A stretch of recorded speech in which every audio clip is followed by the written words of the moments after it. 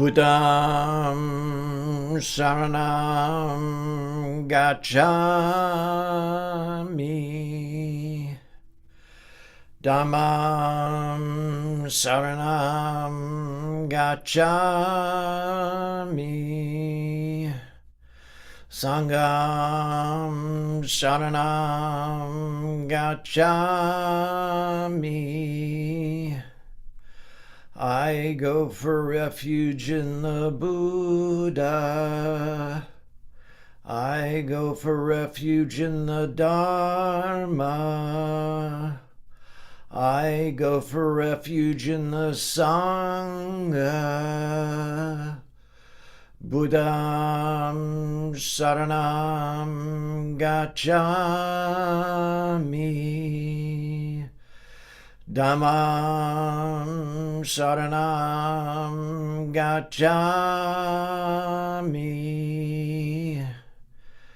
Sangham Saranam Gacchami.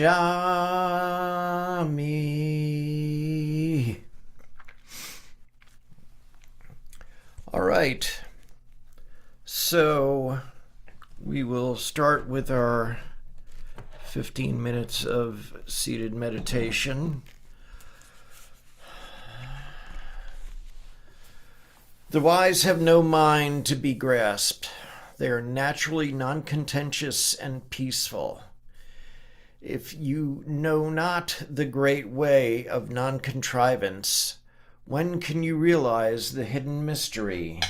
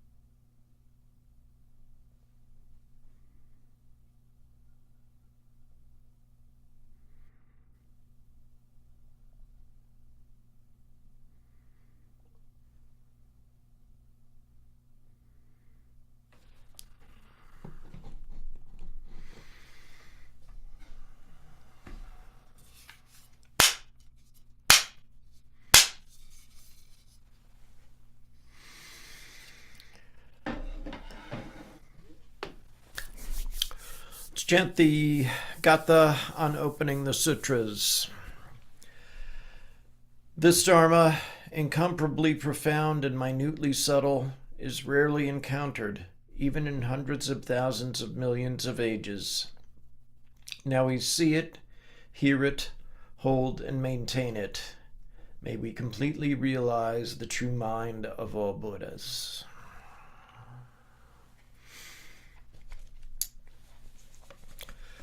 So, I feel as if the gang's all here. All of these people's names. So anyway, this evening, coming up from DC, where undoubtedly the cherry blossoms are out already. No? No? Okay. Well, you probably don't have 4 inches of slush anyway. So, The crazy here's Robert. Sorry, I was going to say the crazy politicians are in full bloom, Mm. but that's a subject for another time. So I'd like to talk about once again about my favorite subject tonight, the indecipherable, incomprehensible, relative and absolute. At a time when the relative is extremely rocky, I find it a little bit comforting to contemplate the absolute, even though I don't know if it's really a place that one can go, but let's see. So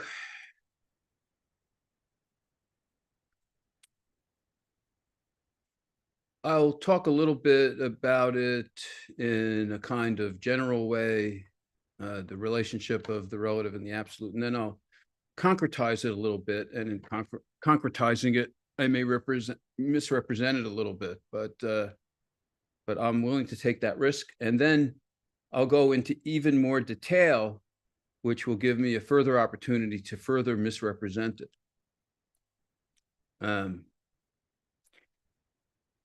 But the only thing I can guarantee is that I will attempt at certain points to come in for a landing. So that's not too bad. So I'm sort of perpetually intrigued by how the absolute and the relative intersect with each other, and also how the absolute can feed or support the relative, which I can consider kind of a fruit of practice. And in another sense, how the relative itself expresses the absolute. Since in another sense, the absolute doesn't really have any expression other than as and through the relative, as we point out in the Heart Sutra every week. So how does being in greater touch with the absolute affect the relative? And how does that sense of the absolute in the relative affect our understanding of the absolute? And I might add, and our understanding of the relative. Well, the absolute is like a still point where we can take a breath and find our bearings within the relative. Although to call it a still point is misrepresenting it, because there really isn't anything that is a still point. But leaving that aside, the absolute is somewhat represented by our sitting practice, since in a sense, we're able to access a relative still point in sitting, where we can come to center and get a more centered and equilibrial, I know that's not a word, equilibrial view of the relative. A little bit as Unsan's quote at the beginning of the meditation session was suggesting. The relative being life itself and everything that we go through and deal with. When we look at our lives from the standpoint of practice, and we find a more centered and mindful way of contemplating our presence in our life, we can get on track in a sense and get ready for the next bout or contest we may be subjected to in our lives. Although again, it's misrepresenting our relationship to the relative in saying that, because we actually don't have a separate place where we can stop and contemplate anything outside of the flow of the relative, aka samsara. But after all, we really never know what's coming next.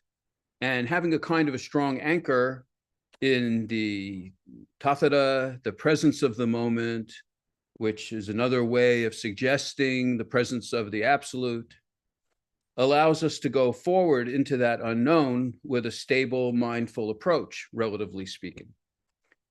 So that is one way in which we can gain sustenance from the absolute in order to take a sense of it with us and navigate in the relative world of our lives without, of course, overly clinging to the absolute, which would be bad.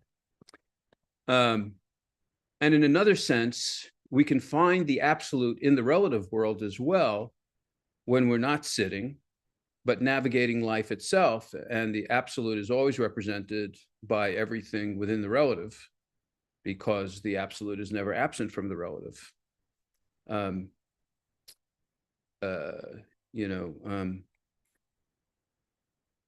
The old saying about emptiness and form goes both ways. So I don't mean to separate sitting from life, since it's part of life too in the relative sense, but we do use our sitting to actually practice, to reset, to prepare, and to center ourselves in aware presence. So in that sense, it does give us a handle in the absolute to navigate with. So our practice is both part of the relative world and also a practice, a preparation within the relative world for the rest of life or the rest of the relative.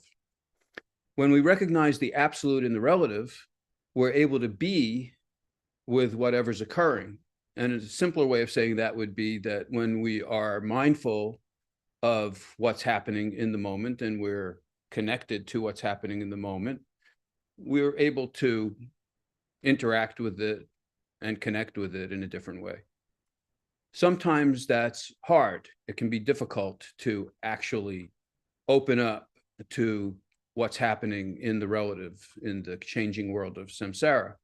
Sometimes we shy away from a tough reality, and that's also understandable. But sometimes, and perhaps bolstered to a certain extent by practice, we can turn to face the situation and recognize it as just another permutation of the absolute presence of being present, of being here, of being alive and being an aware being. And we can look into the present situation with awareness and be with it, recognize its absolute quality in the face of its relativity.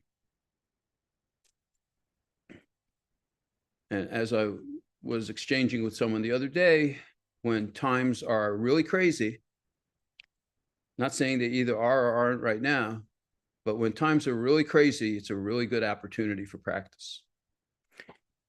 In a certain way, when we're in a conflict, the relative way, or the relative point of view within the relative, is to try to resolve it and make the tension go away. But from the absolute standpoint, it's already perfect the way it is, which is a strange thing to say or think from the relative standpoint.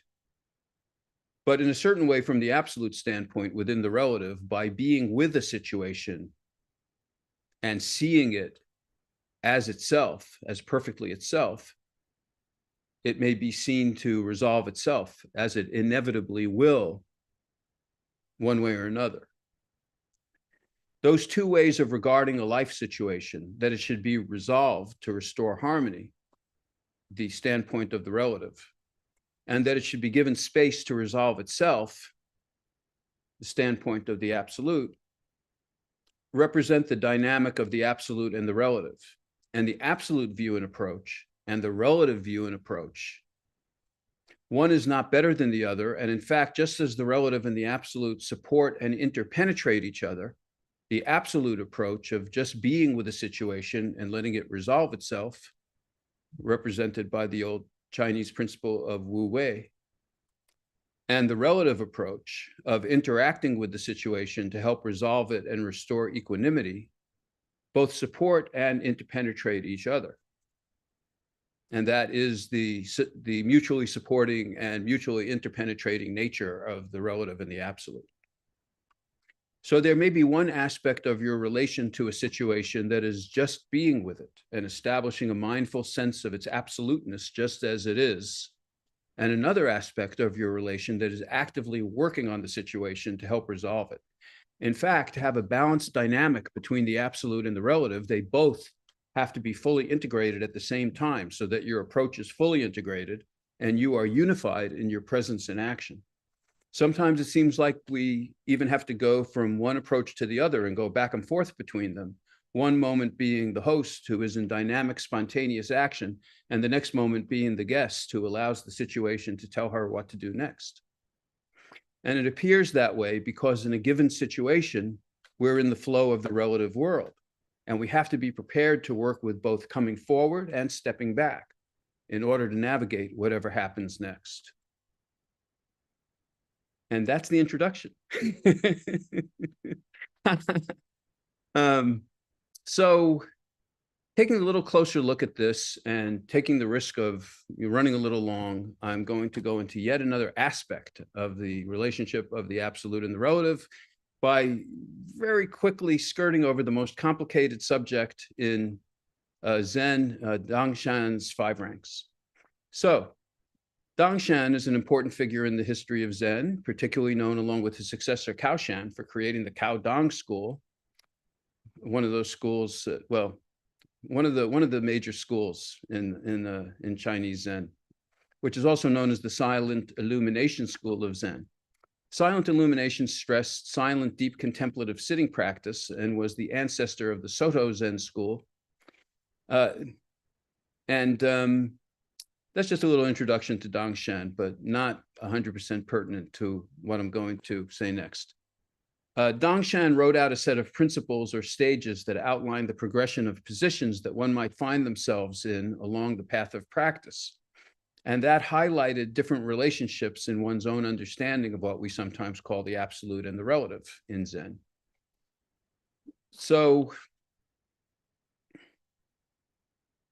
I'm going to skip some of this and go down to a little further down. So Dangshan in his 5 positions of absolute and relative, which he called the ruler and minister, or the essential and the contingent, just to make things more confusing. You can pick whatever pair of nouns you like.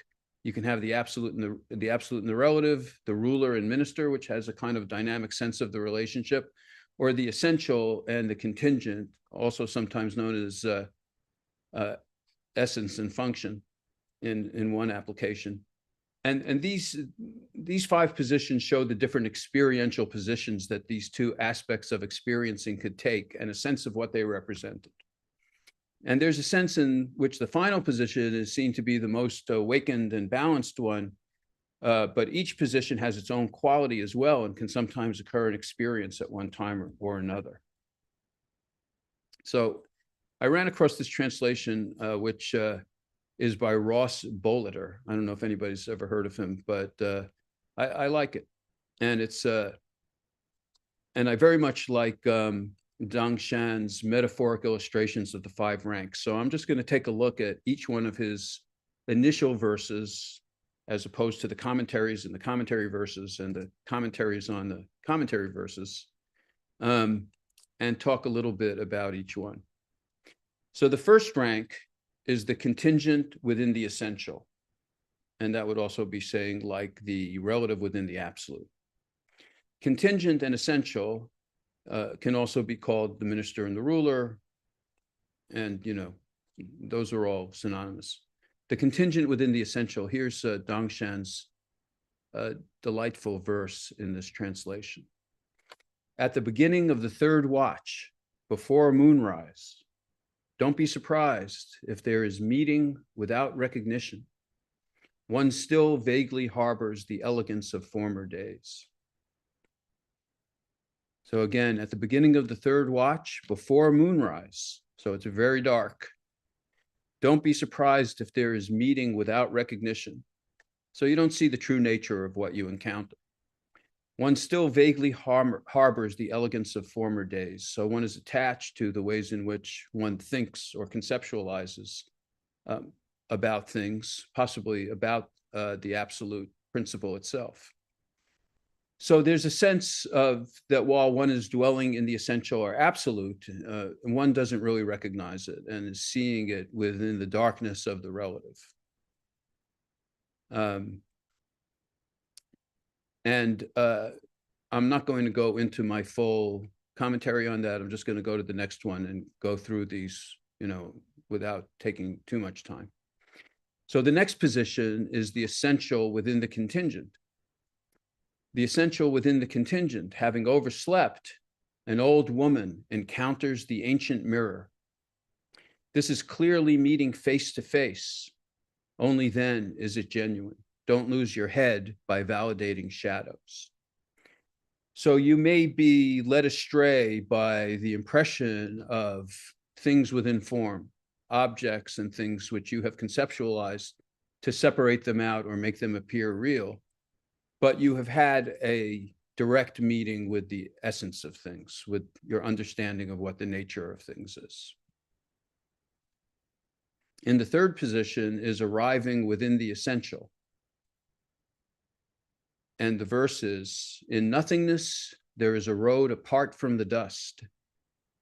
If you don't break the taboo on mentioning the emperor's name, you will surpass the eloquence of the previous dynasty's worthies who cut off tongues. So that suggests that if you don't even need to only have silence by not talking about and conceptualizing the principle, but you're doing more than just refusing to speak about something in order to refrain from conceptualizing it. You're seeing that there's a road that leads to the essential within the relative. After that, the next position is approaching from the contingent. No need to dodge when blades are crossed. The skillful one is like a lotus in the midst of fire. Seemingly, you yourself possess the aspiration to soar to the heavens. So this is saying that once you're a bit rooted in the essential, you're able to fully confront and engage with the contingent. And finally, there is arriving at concurrence, where the essential and the contingent, or the absolute and the relative, are balanced and fully integrated. Who would presume to join their voice with someone who has surpassed there is and there is not? Everyone longs to leave the mundane stream. Bye-bye, samsara. Yet finally you return to sit in the charcoal heap. So the final position doesn't avoid reality at all.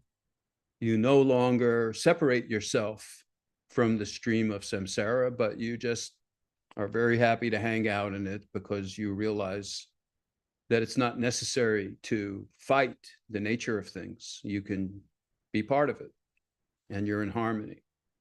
And that also reminds me of the 10th ox herding picture, where the fully realized sage returns to the marketplace dressed in rags and is perfectly happy.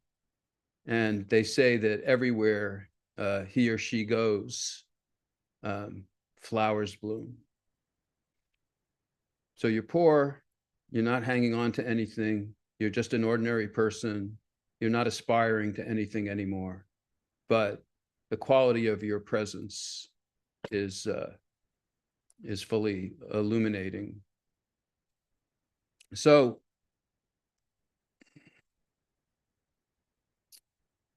when there's no longer a distinction between the absolute, aka the awakened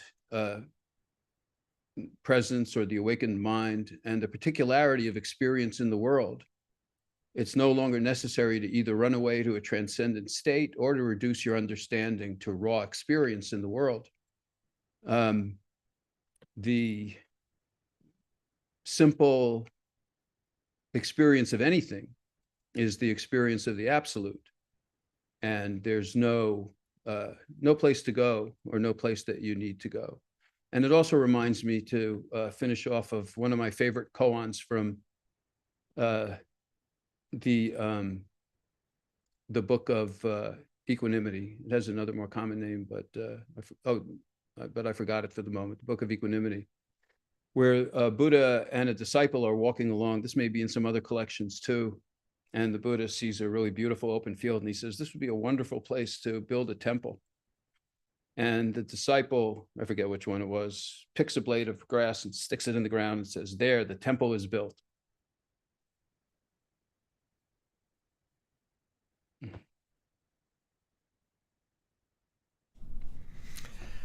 Thank you for your teaching, Robert. I think Futsang and Nagarjuna are waiting for you behind the school. They'd like to have a word after. I hope they won't regard me too harshly. I don't know. Futsang was wielding some brass knuckles, so I don't know.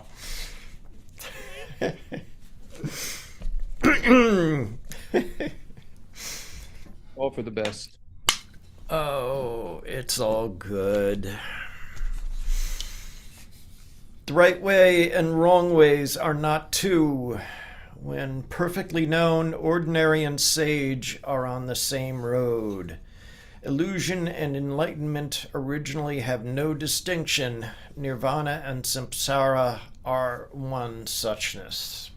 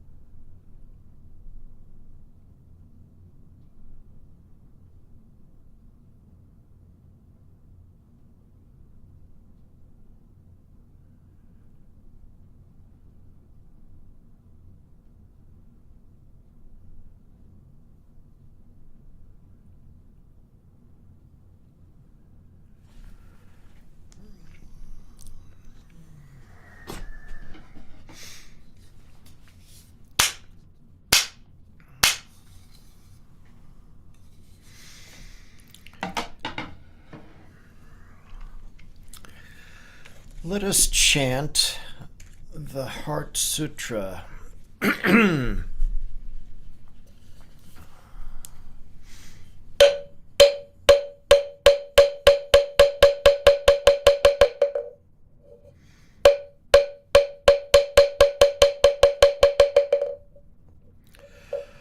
Mahaprajna Paramita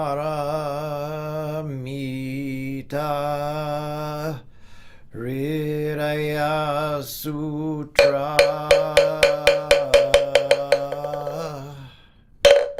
Avalokiteshvara Bodhisattva, when practicing deeply the Prajna Paramita, perceives that all five skandhas are empty and is safe from all suffering and distress. Shariputra, form does not differ from emptiness. Emptiness does not differ from form. That which is form is emptiness. That which is emptiness, form. The same is true of feelings, perceptions, impulses, consciousness. Shariputra, all dharmas are marked with emptiness. They do not appear or disappear, are not tainted or pure, do not increase or decrease. Therefore in emptiness, no form, no feelings, perceptions, impulses, consciousness, no eyes, no ears, no tongue, no mind, no body, no mind, no color, no sound, no smell, no taste, no touch, no object of mind, no realm of eyes, and so forth, until no realm of mind consciousness, no ignorance, and also no extinction of it, and so forth, until no old age and death, and also no extinction of it, no suffering, no origination, no stopping, no path, no cognition, also no attainment, nothing to attain. The Bodhisattva depends on Prajna Paramita,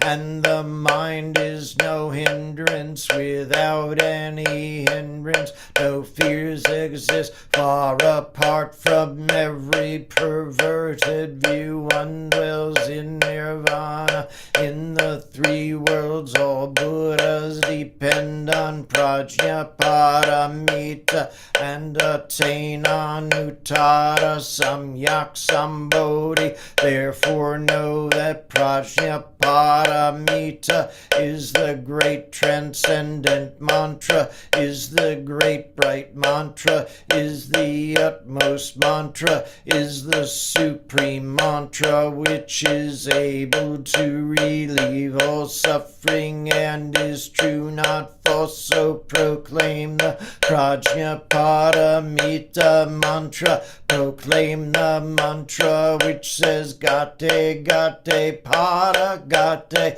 Parasam Gate Bodhisattva Gate Gate Para Gate Parasam Gate Bodhisattva Gate Gate Para Gate Parasam Gate Bodhisattva.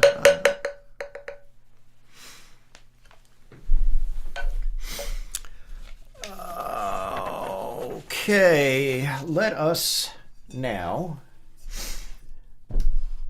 do some dedications of merit.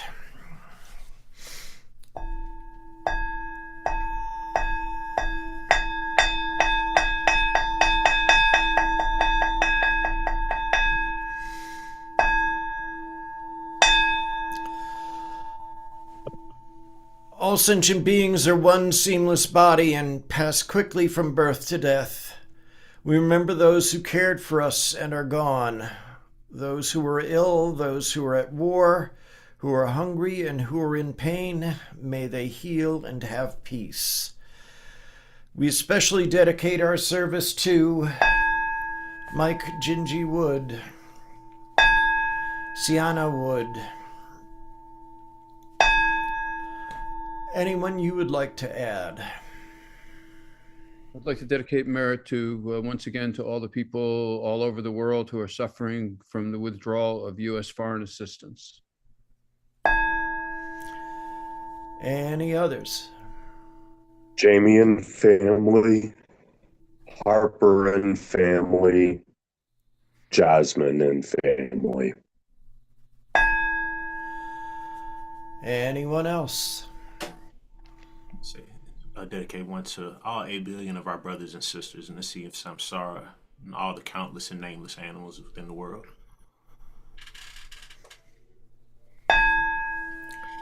Any others?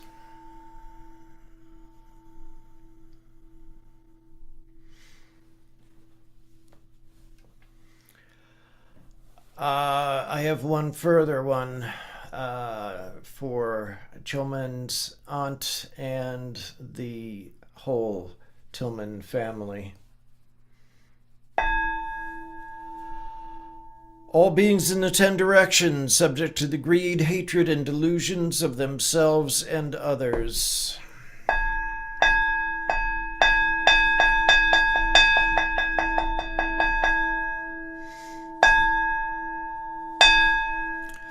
All Buddhas throughout space and time, all honored ones, Mahasattva Bodhisattvas, wisdom beyond wisdom, Mahaprajna Paramita.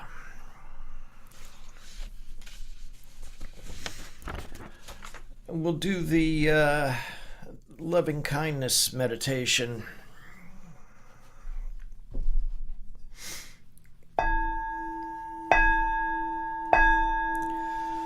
May I be well, happy, and peaceful. May no harm come to me. May no difficulties come to me. May I have a calm and peaceful mind. May I have patience, insight, courage, and compassion in meeting the challenges of life. May my parents be well, happy, and peaceful. May no harm come to them. May no difficulties come to them. May they have a calm and peaceful mind. May they have patience, insight, courage, and compassion in meeting the challenges of life. May my teachers be well, happy, and peaceful. May no harm come to them. May no difficulties come to them. May they have a calm and peaceful mind. May they have patience, insight, courage, and compassion in meeting the challenges of life. May family members and relatives be well, happy, and peaceful. May no harm come to them. May no difficulties come to them. May they have a calm and peaceful mind. May they have patience, insight, courage, and compassion in meeting the challenges of life. May friends and acquaintances be well, happy, and peaceful. May no harm come to them. May no difficulties come to them. May they have a calm and peaceful mind. May they have patience, insight, courage, and compassion in meeting the challenges of life. May unfriendly people and my enemies be well, happy, and peaceful. May no harm come to them. May no difficulties come to them. May they have a calm and peaceful mind. May they have patience, insight, courage, and compassion in meeting the challenges of life. May unknown persons be well, happy, and peaceful. May no harm come to them. May no difficulties come to them. May they have a calm and peaceful mind. May they have patience, insight, courage, and compassion in meeting the challenges of life. May all beings with form and without form, visible, invisible, born or coming to birth, large and small, from the highest realm of existence to the lowest, be well, happy, and peaceful. May no harm come to them. May no difficulties come to them. May they have a calm and peaceful mind. May they have patience, courage, insight, and compassion in meeting the challenges of life.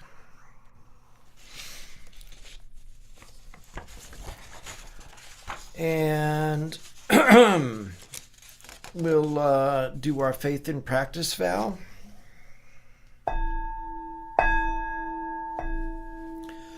I will never retreat and will be firm in my mind in this correct Dharma. I will escape from the samsaric cycle of birth and death and definitely will see my original face.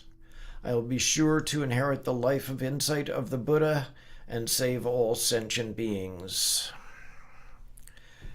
And Brother Hangdal. The spiritual source shines clear in the light. The branching streams flow on in the dark. Infinite realms of light and dark convey the Buddha mind. Birds and trees and stars and we ourselves come forth in perfect harmony. We practice and recite this for all beings, in grateful thanks to our many guides along the way. And the four great Bodhisattva vows. Sentient beings are numberless. We vow to help them all. Delusions are countless. We vow to see through them all. Opportunities to awaken are infinite. We vow to embrace them all. The Buddha way is endless. We vow to embody it.